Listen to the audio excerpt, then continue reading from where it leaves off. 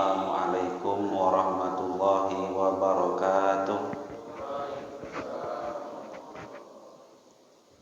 Alhamdulillah nahmaduhu wa nasta'inuhu wa nastaghfiruh wa na'udzu billahi min syururi anfusina wa min sayyiati a'malina. May yahdihillahu fala mudilla lahu wa may yudlilhu fala hadiyalah. Asyhadu an la ilaha illallah wahdahu la syarikalah wa asyhadu anna sayyidina Muhammadan abduhu wa rasuluhu la nabiyya ba'da. Allahumma shalli ala sayyidina Muhammadin wa ala alihi wa ashabihi ajma'in. Pertama, marilah kita bersyukur kepada Allah Subhanahu wa taala dengan mengucapkan hamdalah alhamdulillahirabbil alamin. Berselawat kepada Nabi Muhammad, mengharapkan syafaat di hari kiamat dengan mengucap Allahumma shalli ala sayyidina Muhammadin wa ala alihi wa sahbihi ajma'in.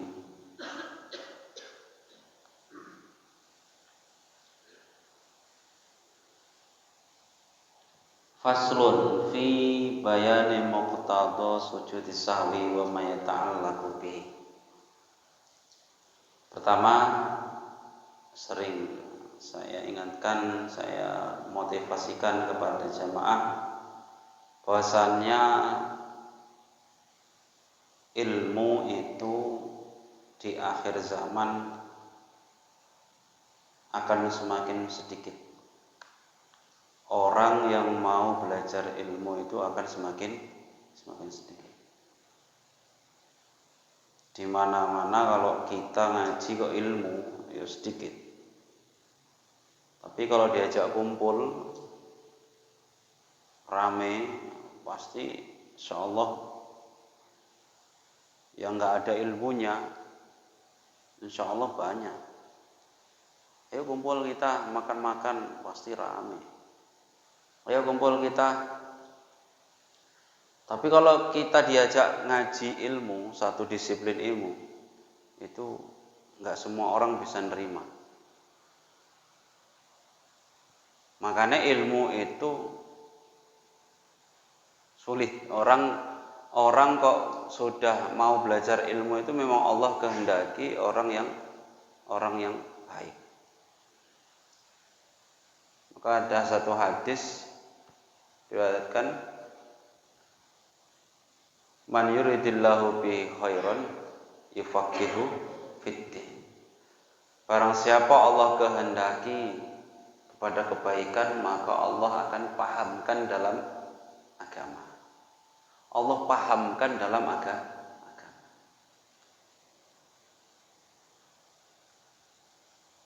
Sudah begitu Al-Quran itu adalah sumber ilmu.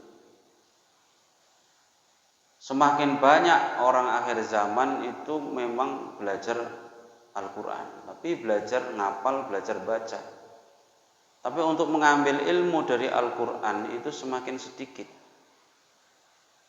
Ini sering saya sampaikan, Mbah Mun pesan kepada kami, Al-Quran itu akan hilang dari muka bumi. Tapi hilangnya Al-Quran tidak langsung hilang. Pertama hilangnya itu minat umat Islam mengambil ilmu daripada Al-Quran. Minat umat Islam mengambil ilmu daripada Al-Quran. Al-Quran dipakai hafalan, Al-Quran dipakai semaan, disetorkan. Tapi tidak diambil ilmunya. Dulu itu asal ada orang kok hafal Quran itu pasti alim. Karena orang mengambil ilmu daripada Al-Quran.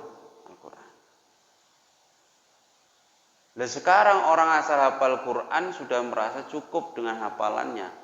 Untuk memahaminya belum lagi. Itu makanya Al-Quran semakin lama akan hilang dari muka bumi ini. Ya karena itu tadi, orang sulit atau menumbuhkan minat orang itu sulit untuk mengambil ilmu daripada Al-Quran. Salah satunya ya Tanda-tandanya ya kalau diajak ngaji sulit. Kemudian kalau Al-Quran sudah tidak mau diambil ilmunya, cuma dipakai hafalan, itu lama-lama Al-Quran akan hilang ilmunya. Setelah Al-Quran hilang ilmunya, kemudian nanti benar-benar hilang tulisannya. Itu Mbah Mun dawuh gitu. Nah, fenomena sekarang ini sudah terjadi di mana-mana. Banyak penghafal Quran. Tapi kalau ditanya hukum apa yang ada di dalam Al-Quran, tidak tahu. Tapi itu masih mending, masih ada yang mau hafal Quran. Jadi saya dengar orang anak-anak baca Al-Quran, hafal Quran itu seneng-seneng. Cuman justru saya khawatir.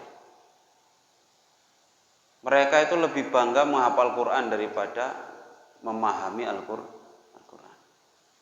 Maka masih banyak anak-anak hafal Quran tapi masih mau nyuri.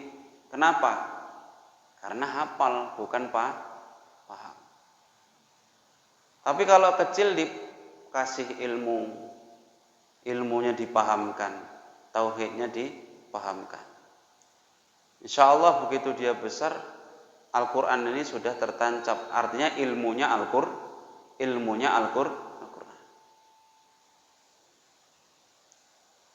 Tapi gitu pun sudah bagus daripada mereka nggak mau ngapalkan gitu aja. Cuman mirisnya ya itu tadi. Ketika diajak membahas Quran, membahas ilmu Al-Quran, mereka sulit menerima. Tapi kalau disuruh ngapalkan semangat. Ini penyakit akhir zaman. Cara Allah mengambil ilmu di akhir zaman itu tidak langsung diambil dari ulama, ini bukan. Dihilangkan dari ingatan ulama, bukan. Tapi bagaimana cara Allah mengambil ilmu? Biqabdil ulama, diambil para ulama. Nah, ulama itu yang paham Quran, yang paham hadis. Kalau masih ada ulama yang paham Al-Quran, paham hadis, paham ilmu, enggak diambil ilmunya, ya terus wassalam. Al-Quran cuma dipakai hafal-hafalan tok, enggak dipahami. Sementara orang pasti nanyanya yang hafal Quran, itu ustadz itu hafal Quran, ayo tanya ilmu ke sana. Setelah mereka ditanya, fa'aftau bighairi ilmin, akhirnya mereka berfatwa dengan tanpa ilmu. Ustaz kan pernah hafal Quran, iya. Coba ini hukumnya cemana? Sudah kadung ditanya, mereka harus jawab kan? Enggak dijawab malu, udah ditanya, udah diustadkan. Akhirnya dijawab walaupun belum pernah belajar fikih. Akhirnya jawab tapi nyalah. Dibawa sama orang. Orang ini diamalkan, akhirnya diajarkan sama muridnya. Begitu seterusnya, maka hadisnya wadallu fa'adallu, mereka tersesat dan menyesatkan. Nah, ini banyak yang kayak gini. Lah orang pasti percaya sama yang hafal Quran daripada yang nggak hafal kan. Oh, itu nggak hafal Quran, ngapain nanya sama dia? Padahal sekarang ini orang mau belajar alim, belajar fikih walaupun tidak paham, tapi paham fikihnya. Sementara kadang yang hafal Quran, hafal tok tapi nggak paham fikihnya. Zaman ini kok gini. Lah orang lebih percaya orang yang hafal Quran daripada yang paham fikih. Biasanya orang yang paham fikih itu ya kurang meyakinkan, cara berpakaiannya kurang meyakinkan, saenake dhewe. Nah, kalau orang yang hafal Quran kan pastinya menjaga sekali pakaiannya, cara wibawanya itu dijaga sekali. Orang kayak misalkan kayak Gus Bahak pakaiannya cemana. Itu seumpama dipajak itu dikira ya santri biasa gitu aja. Kalau dilihat pecinya peci hitam, sarungnya sarung biasa, bajunya putih ngono. Saumpama dipajak dianggap wong santri biasa ngono ae. Padahal kalau ditanya Al-Qur'an ayat demi ayat dibahas usul fikihnya, hukumnya, hadisnya itu sudah di luar kepala beliau. Wong beliau itu mu'in itu setengah hafal. Fathul Mu'in fikih yang sulit kami baca di pondok itu sulit. Itu beliau itu setengah hafal. Tapi pakaiannya tidak meyakinkan. Orang sekarang nengok pakaiannya. Asal nanti sudah pakai, sudah sorban, sudah peci putih, sudah bajunya sudah megah, dianggapnya itu sudah mumpuni. Nanti jumpa kayak orang kayak Gus Baha itu gimana? Ahli fikih, ahli Quran, ahli hadis beliau itu. Ya, akhir zaman memang sulit. Kita kalau mengumpulkan orang yang khusus mau belajar ilmu itu sulit. Tapi kalau kita mengumpulkan orang untuk sekedar kumpul, insya Allah itu akan mudah sekali. Dan itu memang harus ada yang begitu. Makanya kok ada yang pendapat Ustadz ngaji kok lucu-lucu, gak usah lucu-lucu, ngaji itu yang penting menambah keimanan, menambah ilmu. Ya itu penting juga, tapi untuk mengumpulkan itu juga penting. Solutif artinya nasihatnya itu bisa diterima itu kadang karena ada guyon-guyonnya. Jadi tidak salah juga. Cuman jangan melulu yang guyon-guyon, nanti malah gak dapat ilmu. Yang seperti itu untuk mengumpulkan umat itu penting, supaya orang yang baru kenal Islam, kesannya Islam itu menyenangkan.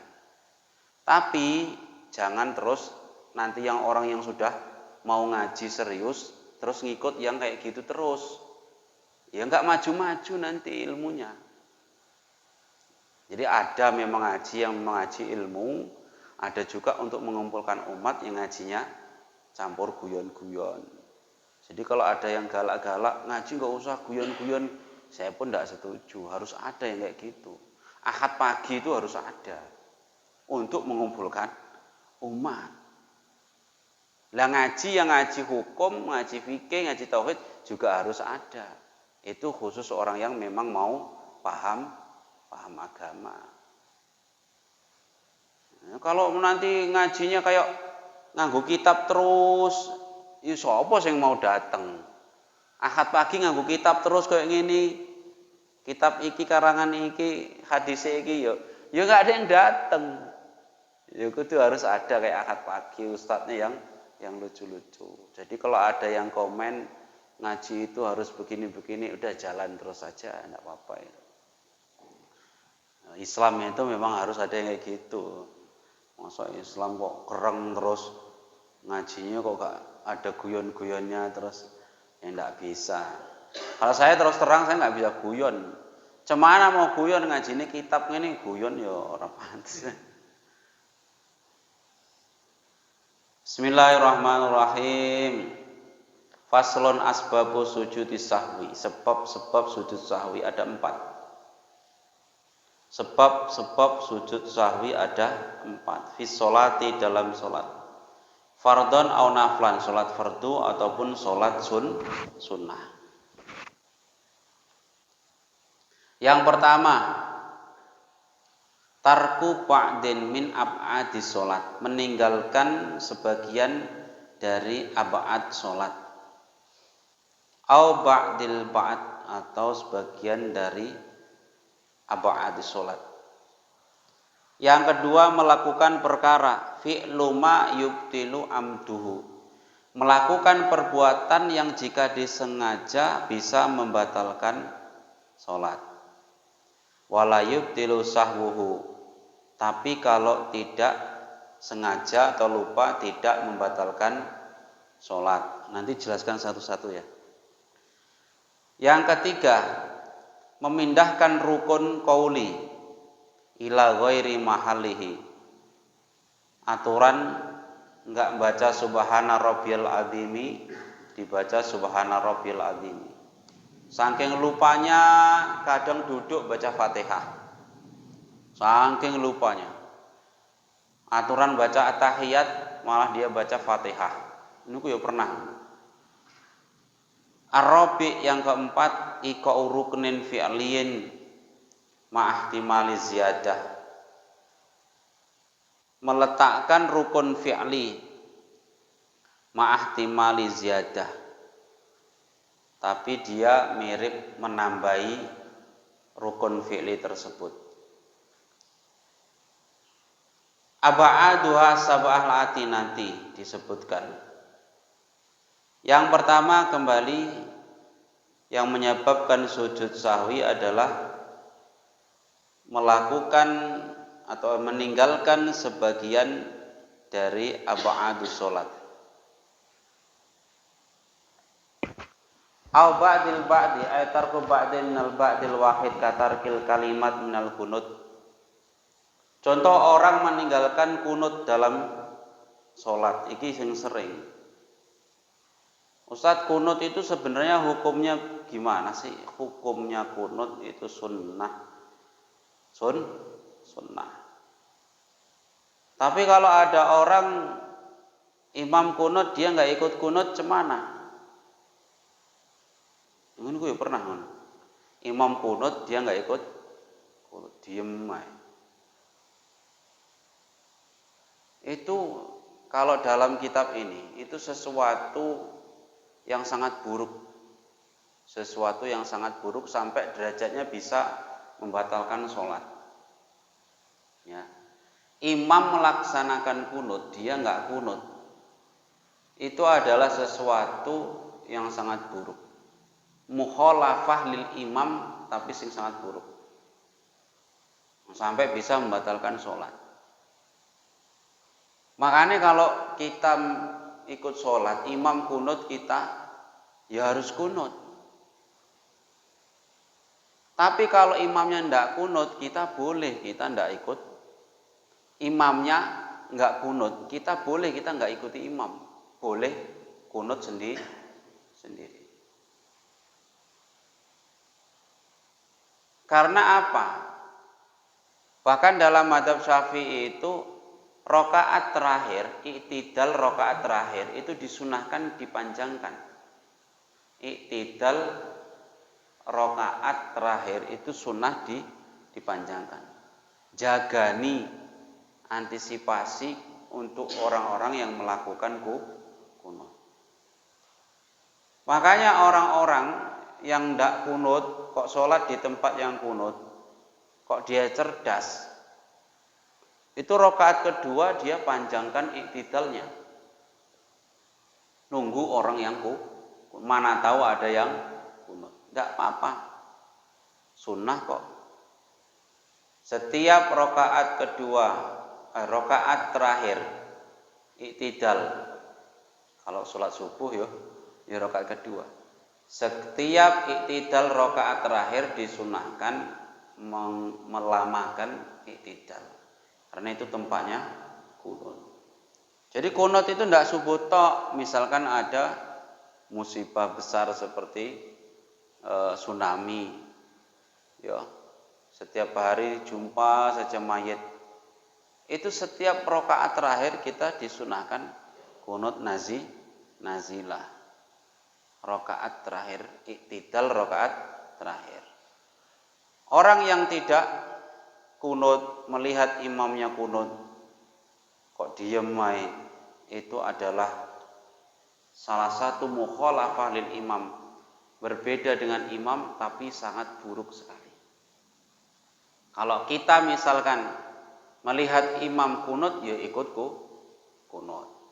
Kalau melihat imam tidak kunut, boleh kita kunut sendiri. Imam yang cerdas akan menunggu makmum kunut walaupun dia tidak kunut di rakaat terakhir. Ngono seharusnya. Diem saja. Imamnya, kawan-kawannya amin, dia diem saja. Nah, kalau bisa ikut ya, ikuti. orang Sudes, Abdurrahman Sudes. Itu orang tidak kunut. Beliau itu tidak kunut. Tapi ketika disuruh imam di Masjid Istiqlal, beliau imam. Tahu orang Jakarta itu madzhab Syafi'i kunut. Abdurrahman bin Sudes kunut. Rakaat kedua langsung angkat tangan. Allahumma hdina fiman hadait. Kunut. Hafal Quran, paham hadis. Siapa? Abdurrahman Sudes.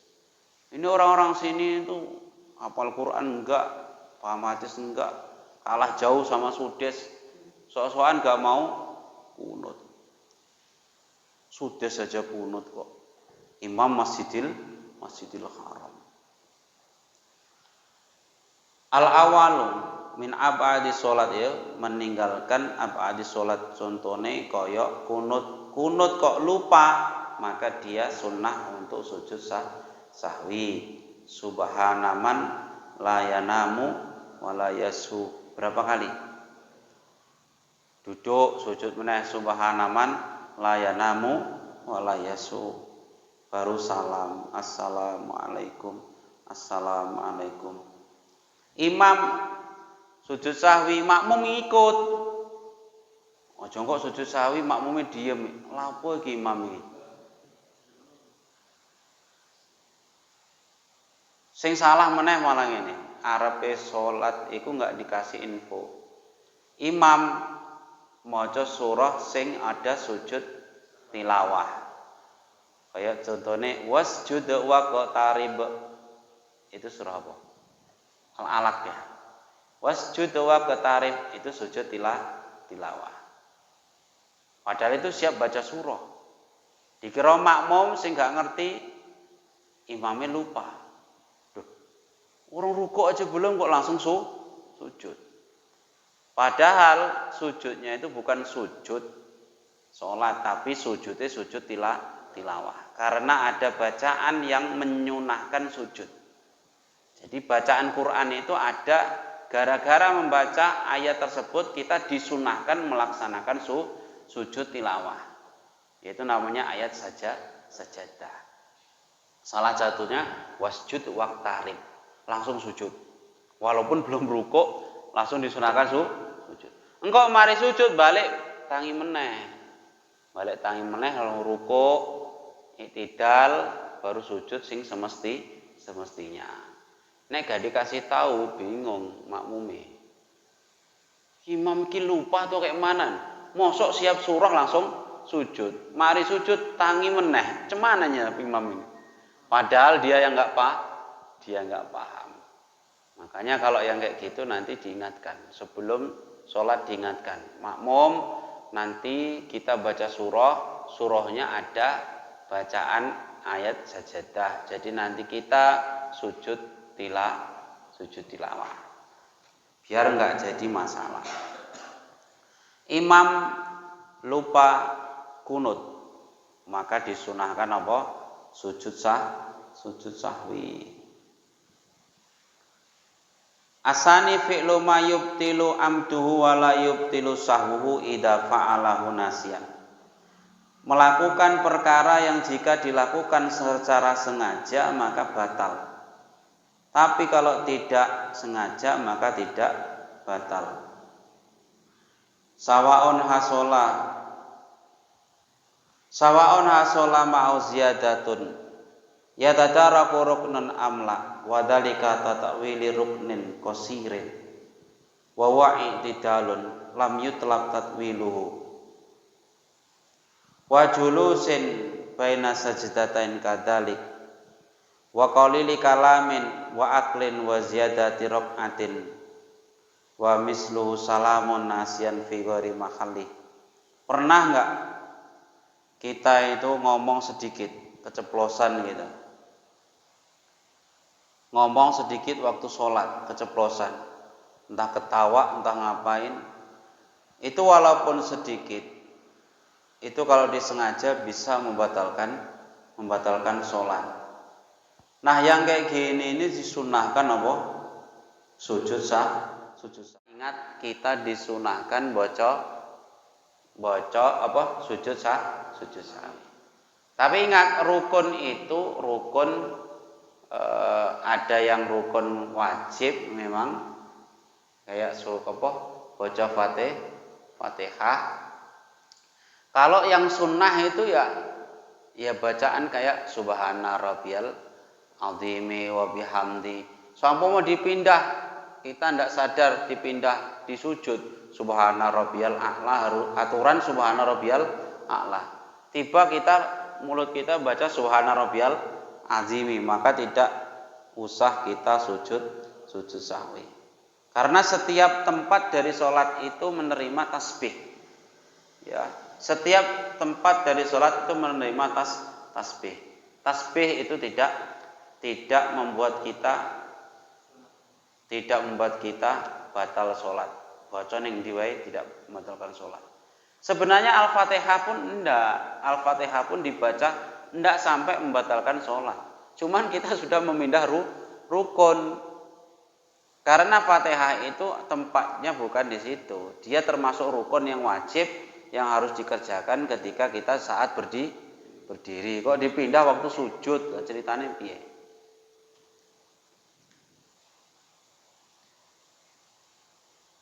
Ana ngene baca surah, baca surah tapi enggak siap-siap. Baca surah tapi enggak siap-siap. Ngono iku dihitung menambahi apa ndak? Misale kayak baca kul ya ayyuhal kafirun. Dari tadi badbut di situ aja enggak siap-siap. Lah itu kan menambahi, tapi masalahnya dia dia lupa. Kalau baca Al-Qur'an itu tidak sampai membatalkan sholat. Tapi kalau selain Al-Qur'an, selain hadis itu bisa membatalkan sholat. Kayak kita ngomong selain bahasa Arab, bahasa Indonesia, itu walaupun 2 huruf dengan sengaja itu sudah membatalkan sholat. Yang keempat, iqa'u ruknin fi'liyin ma'ahtimali ziyadah. Ay ma'ataradud fi ziyadatihi. Bi ansaka fi raqatin minar rubaiyah. Dia ragu dari rakaat keempat. Ini rakaat ini sudah kelima atau baru keempat. Hal shallaitu salasan. Wahadi allati urida al-ityan biha rabi'atan am arba'ah wa ya khamisah. Nah, ini melakukan suatu rukun tapi dia ragu dia ini menambahi. Maka dia disunahkan nanti sujud sahwi. Ini yang sering terjadi kalau sholat sendiri kayak gini. Kalau kayak manapun kalau kita ngikut imam itu aman. Yang mikir siapa? Imam. Tapi kalau masbuk jangan. Kadang masbuk niatnya itu ngikut imam aman. Rupanya dia masbuk. Imam sudah selesai dia masih lupa lagi. Loh, imam tadi udah berapa kali? Pernah kayak gitu? Berarti gak mikir sholat itu. Niatnya dia itu nebeng. Aku jadi makmum aman, gak usah mikir, tetap imam yang nanggung. Tiba imamnya sudah selesai. Baru dia mikir, imam tadi berapa kali? Kayaknya udah 2 kali. Wes makmum masbuk isih lupa meneh. Iku parah iku, berarti salate enggak mikir. Nah, nek ngono jadi kita disunahkan sujud sahwi. Ya. Itu jenenge wong sing salat kena ancaman ya. Fawailul lil musallin alladzina hum an sholatihim sahun. Jadi ada ulama berpendapat wong sing lupa dalam salatnya itu sampai gak mikir minimal jumlah rakaate. Bacaan yang dibaca itu gak dipikir sehingga lupa-lupa saja. Orang yang kayak gitu saja kena ancaman fawailul lil musallin. Apa meneh sing melalaikan sholat. Tapi ada yang bilang maksudnya fawailul musallin sing lupa dalam sholatnya itu ya orang yang memang melupakan waktu sholat, diundur-undur sholatnya. Sudah dengar azan, dia nggak datang-datang. Terakhir dia main-main. Terakhir dia telat sholat. Pernah? Padahal sholat isya itu sholat sing waktune panjang. Panjangnya waktunya. Nonton pula dulu kan mantap. Nonton. Akhirnya ketiduran tengah malam bangun. Masih jam 12. Nanti sekalian tahajud. Setan kan gitu. Sekalian tahajud. Ngono iku wis melek. Mau lagi jam 2. Aku maksudku itu tahajud sekalian sholat subuh. Akhirnya betul sudah kelewatan. Isya enggak dilakukan, tahajud ketinggalan. Akhirnya ketinggalan. Sekalian kok kondoke sholat subuh. Kondok di sholat subuh. Nanggung iki lagi azan. Nunggu apa? Iqomah. Akhirnya dia liar duduk ketiduran meneh. Subuh lewat meneh. Akhirnya sisa tahajud subuh ketinggalan kabeh. Saya tuh pernah tawuran sama setan kayak gitu. Saya betul-betul saya kejar nafsu saya itu saya kejar.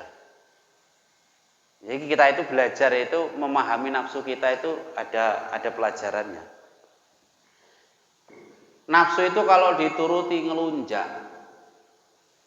Nafsu itu kalau dituruti ngelunjak. Ini supaya kita bisa memanage sholat. Jangan kita percaya nafsu untuk mengundur-mundur sholat. Wis iku intine. Bolak-balik aku nuruti kayak gitu. Akhirnya ketinggalan betul. Sudah berulang-ulang kali saya ketipu dengan nafsu itu. Pertama itu sholat isya. Sholat isya itu kalau siap sholat isya itu biasanya kan ono sholat sunnah ba'diyah. Itu saya pikir ini, nantilah sholat tahajud. Sholat tahajud sekalian sebelum sholat tahajud, sholat sunnah ba'diyah, baru sholat tahajud, baru siap sholat tahajud, nanti sholat witir, penutup sholat malam. Itu sampai 1 bulan puasa itu pernah nggak sholat tahajud itu, gara-gara nuruti kayak menetok itu. Akhirnya gini, sholat witir kan masih di masjid, ya kan? Lah sholat di masjid, sholat witir, engkau sholat tahajud di rumah, ya sebelum sholat subuh sholat tahajud. Padahal itu puasa. Ngono iku saja kalau sudah bangun pagi siap sahur, kok masih kita tunda lagi? Apa dululah, makan dulu, entah ngapain dulu. Itu bisa lewat itu tahajud yang kita lakukan itu tadi. Sedikit saja kita kasih kesempatan untuk menunda, itu pasti lewat. Saya betul-betul amati itu, keinginan saya betul-betul amati. Terutama sholat isya itu. Sholat isya itu padahal waktu yang sangat panjang. Itu saja kalau dituruti itu bisa lewat nggak sholat isya. Makanya saya kalau nyuruh anak saya sholat isya, nantilah kan masih lamanya waktu sholat isya. Nggak ada itu. Mumpung saya lagi ingat. Karena saya tak selamanya nggak ngantuk. Nanti saya bisa ngantuk. Sekarang langsung sholat. Kalau nggak kayak gitu, kita kasih anak kita untuk menunda. Bentar lagi, bentar. Ini iklan dulu. Nunggu apa? Iklan. Enak filmnya ini. Kasihlah. Nanti bapak-bapak lupa anaknya sudah diem itu. Anaknya nggak diingatkan lagi, nggak akan mungkin begitu. Anaknya pasti diem. Untung ini bapakku nggak ingat ini. Diem-diem aja aman ini. Bapaknya lupa, anaknya lupa, sudah nggak sholat lagi.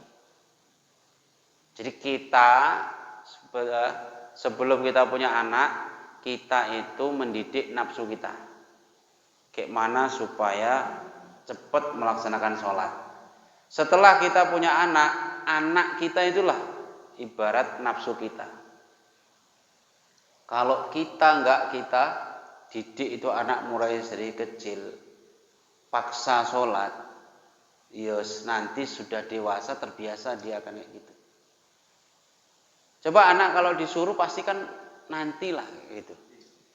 Minimal nanti. Kalau orang malas itu pasti apa? Memang nafsu itu malas. Diajak ibadah itu dipaksa. Harus dipaksa. Jangan dituruti. Nanti kalau waktu sehat saja nggak dipaksa, kalau sakit nggak akan Anda tega menyuruhnya sholat. Sakit sikit gitu, sakit sikit saja.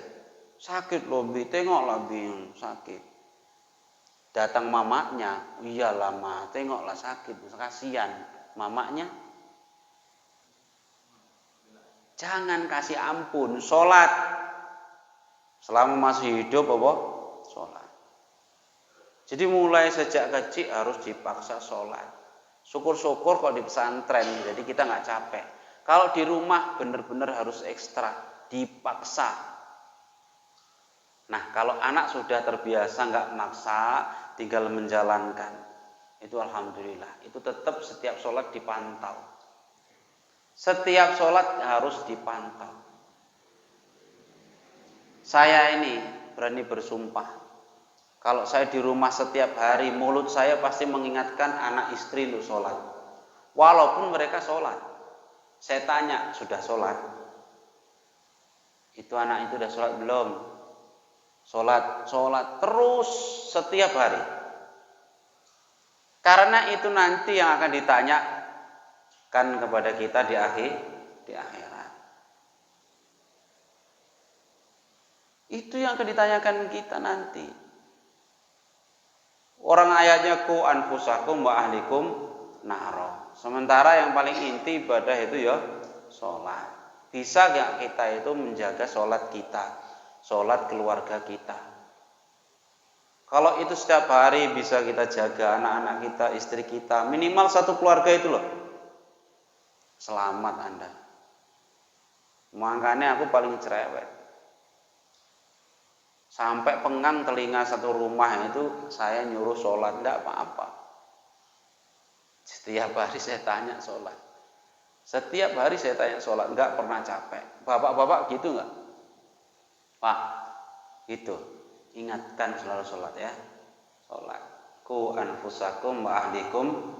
Nah, jaga diri kita, jaga keluarga kita dari sholat. Apa meneh sing punya anak baru mau balik harus ekstra. Bagaimana membiasakan anak ini supaya nantinya balik mereka sudah sholat tanpa disuruh. Kalau bapak sudah bisa berhasil, saya acungkan jempol. Sementara ini saya belum bisa. Sementara saya belum bisa, anak saya belum balik yang kecil. Tapi insya Allah saya akan kejar mulai dari sekarang. Ingatkan. Salah satunya kalau kecil supaya mudah dinasehati, kalau tidur didoakan supaya lembut hatinya. Dibacakan Alam Nasrah, ditiupkan di dadanya. Ditiupkan di dadanya supaya lembut hatinya, mudah dinasehati. Tiupkan di ubun-ubunnya, bacakan Al-Qadr, inna anzalnahu fi lailatul qadr. Terbebas dari zina. Supaya kita mudah untuk menasihati, hatinya pun harus lembut. Bacai setiap hari. Jangan lupa. Pulang gini kita pulang sholat isya, ada pulang ngaji, langsung tengok anak kita sudah tidur, tiup, bacakan dadanya. Jangan lupa. Sempatkan setiap kita ingat baca. Jangan sampai kita nyesel, payah kali lah anakku dibilangi. Lalu kita doakan saja nggak maksimal. Payah kali lah Ustadz, nanti kalau sudah bandel baru bilang ke Ustadz. Kalau dibilangi kayak gini nggak diamalkan. Mulai sekarang sejak dini, setiap hari disempatkan. Ya. Itulah kerja kerasnya seorang bapak demi menjaga keluarga, terutama anaknya dari siksa api neraka. Salah satunya itu tirakatnya mendoakan. Nggak cukup mendoakan siap sholat. Ya bapakku ya doakan saya siap sholat setiap hari. Sampai sekarang doa yang dibaca bapak itu saya baca. Allahumma ja'alna wa auladana wa talamizana min ahlil Qur'an wa ja'alna wa iyyahum min ahlil ilmi wa ja'alna wa iyyahum min ahlil khair wa la taj'alna wa iyyahum min ahli syarri wad dhair innaka ala kulli syai'in qadir. Dibaca terus. Saya tahunya sudah lulus kelas 3 MTS dari pondok. Sudah tahulah arti-arti doa. Saya terdengar bapak baca itu nangis saya. Selama ini bapak berarti doakan saya. Allahumma ja'alna wa auladana. Ya Allah jadikan kami, anak-anak kami, murid-murid kami sebagian dari ahli Quran. Min ahlil Quran.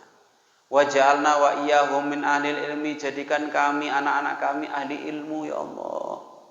Wa ja'alna wa iyyahum min ahlil khair. Jadikan kami, anak-anak kami ahli kebaikan. Wa la taj'alna wa iyyahum min ahli syarr. Jangan jadikan kami dan anak-anak kami ahli keburukan. Ahli yang membahayakan, orang yang membahayakan orang lain. Jangan ya Allah. Didoakan ternyata aku siap sholat. Selain itu bapak kalau kami tidur dikusuk-kusuk. Saya ingat dikusuk-kusuk kaki saya. Sampai sekarang masih terasa itu. Itu yang saya lakukan pada anak saya juga. Kalau anak saya tidur, saya elus-elus, saya kusui, satu harian capek nak ya, capek. Kusui, kasih minyak, bacakan doa. Yang diingat anak itu sampai nanti tua. Dibisikkan kalimat-kalimat yang baik.